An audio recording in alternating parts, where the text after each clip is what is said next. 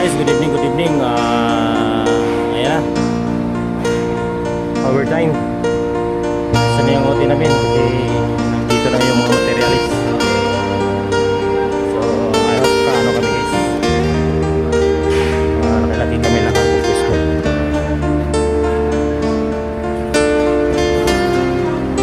Kaya naman dito sa aming court.